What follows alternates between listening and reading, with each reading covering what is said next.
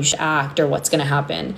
It's just you, right? If you don't want to identify with Mercury retrograde, I always say, okay, that might, like, to my friends, they send me reels and I go, that might be true for you, but that's not true for me, my reality. So not for me.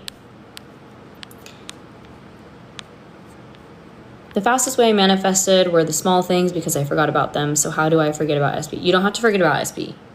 If you actually have the assumption that you have to forget about your manifestation for it to come, then that's going to be true for you in your reality. But if you have a hard time forgetting about SP, then don't make it mean that you have to forget about them to manifest them. You can be like, whenever I think about my SP, they're coming in quicker. Like, make it mean something in your favor. Of course, Salma, you're wonderful. And do you recommend stop checking SP stories, posts, etc. during no contact? That's up to you. If it's going to trigger you, probably best. For one of my SPs that I had a lot of resistance towards, we had a really bad breakup, I muted his stories, I muted his posts, I stopped checking his page, and that helped me a lot to not be triggered and not revisit the old story, right? Because I would make up a whole story. Every time he posted, I'd make up this whole story in my head that was not serving me. So when I muted it, it was hard. It was like taking away my little dopamine hit, right? But that's what changed everything. That's when I could actually focus on my internal state and not be triggered by anything externally.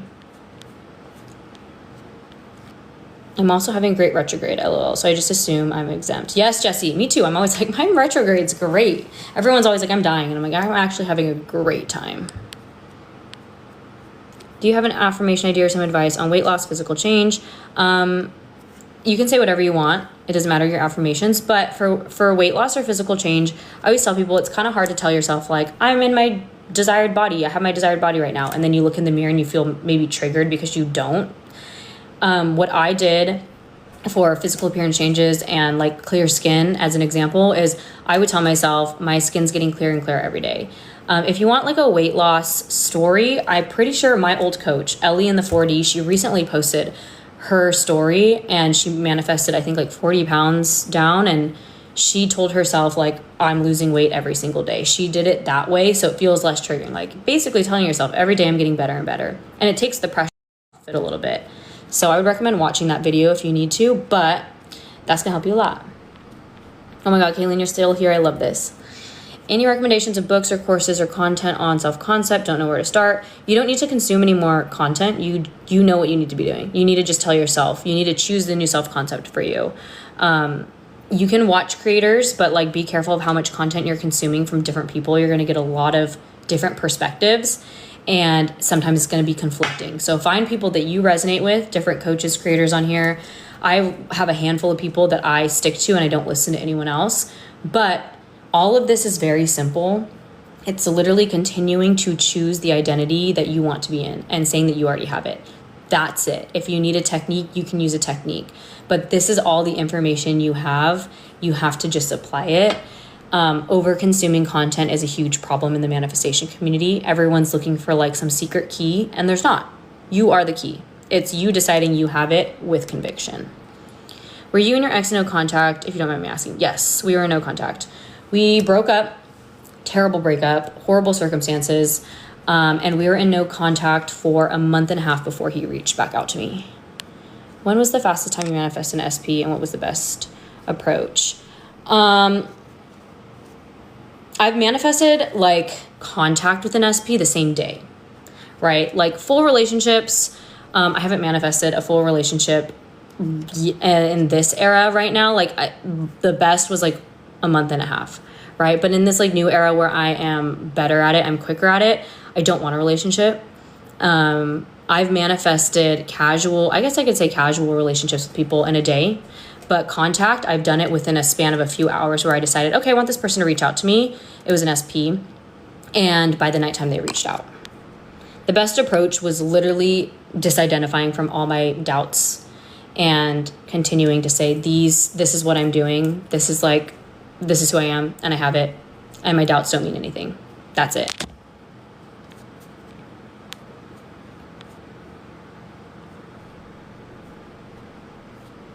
Sorry guys, I'm scrolling. I have to get off soon. My phone's at 7%. but I'm trying my best to stay on. I know you mentioned to stay away from psychic readings. There's so many offering candles as well. Yeah, all that stuff. Like I still have like spiritual practices that I like, but that's more for fun. And I don't let anything take away my power from me. Like if you can watch things, like I can watch a tarot reading and I can watch one and I can easily be like, I reject that. That's not me. That's not for me and my reality. But I do accept this part of it. Like I can easily do that now, but a year ago, like it was so triggering where I just had to cut myself off. If you know it's going to be triggering and you can't really reject certain things yet in your reality, don't watch them. But they can be fun. I still love incorporating like the spiritual vibes sometimes. I love Ellie in the 40s. She's so straightforward. She's great. She's super tough love, super like you have it or you don't. And she helped me so much. I am speaking to Kaylin. I'm so happy.